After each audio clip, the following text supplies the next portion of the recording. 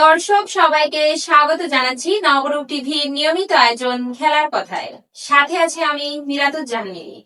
খেলার সব খবরগুলো জানাতে আমাদের সঙ্গে সহকর্মী শাহরিয়ার হিমেল এই মুহূর্তে যুক্ত হচ্ছে বার্তা কক্ষ থেকে।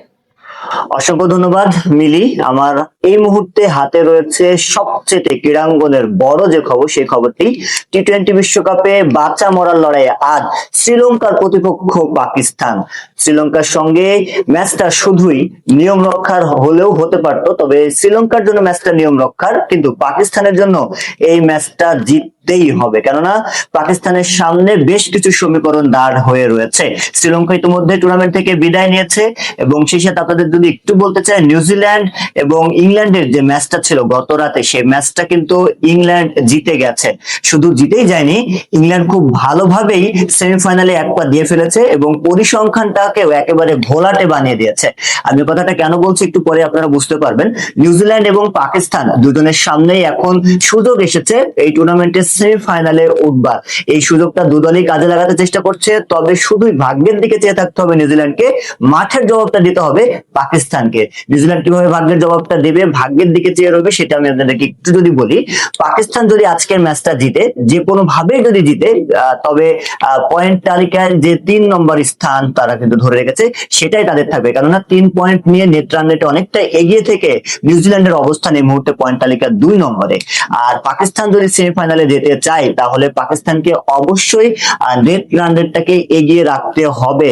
যে কোনো ভাবে বলছিলাম, পাকিস্তান যদি জিতে তাহলে নিউজিল্যান্ডের কপাল খুলবে এবং নিউজিল্যান্ড সরাসরি দ্বিতীয় স্থান থেকে সেমিফাইনাল চলে যাবে। কিন্তু পাকিস্তানকে একটু নিয়ম শৃঙ্খলা বা একটু পরিসংখ্যান ঘেটে ঘুটে আজকে মাঠে নামতে হচ্ছে। পরিসংখ্যানটা অনেকটা এইরকম যে, পাকিস্তান যদি কোনোভাবেই ব্যাটিং করে আগে, তাহলে পাকিস্তানকে কমপক্ষে 64 রানের ব্যবধানে জিততে হবে শ্রীলঙ্কার সঙ্গে, এবং যদি পরবর্তীতে ব্যাট করে তাহলে 13.5 ওভারের মধ্যে ম্যাচটাকে শেষ করতে হবে। অর্থাৎ শ্রীলঙ্কা তো বিদায় নিয়ে নিয়েছে, শ্রীলঙ্কার সামনে কোনো পথ খোলা নেই সেমিফাইনাল খেলার, পাকিস্তানের সামনে পথটা খোলা রয়েছে।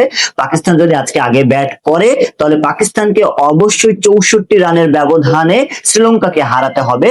এবং আরেকটি সুযোগ পাকিস্তানের সামনে রয়েছে, সেটা হচ্ছে যদি পাকিস্তান পরে ব্যাট করে, অর্থাৎ শ্রীলঙ্কা যদি আগে ব্যাট করে একটা টার্গেট সেট করে, তাহলে সেই টার্গেটটাকে পাকিস্তানকে উতরে যেতে হবে 13.5 ওভারের মধ্যেই। এটা আসলে সম্ভব কিনা আপনারা একটু যারা দেখছেন তারা অবশ্যই কমেন্ট করে জানাতে পারেন। এবং এছাড়া আপনাদেরকে একটু বলে রাখি, নিউজিল্যান্ডের সামনে পথ খোলা একটাই, পাকিস্তান যদি 64 রান এবং 13.5 ওভারের মধ্যে ম্যাচটা জিততে না পারে, তবেই ভাগ্যটা খুলে যাবে নিউজিল্যান্ডের, সেমিফাইনাল খেলার দরজা খুলে যাবে। আর শ্রীলঙ্কা যে কোনো ব্যবধানে যদি পাকিস্তানের সঙ্গে জিতে যায়, তাহলে তো পাকিস্তানের বিদায় ঘটেই যাচ্ছে এবং নিউজিল্যান্ড সেমিফাইনালে পৌঁছে যাচ্ছে। তো এই ছিল বার্তা পক্ষ থেকে টি-20 বিশ্বকাপের পাকিস্তান এবং শ্রীলঙ্কার ম্যাচের সবশেষ পরিস্থিতি, খুঁটিনাটি বিষয়।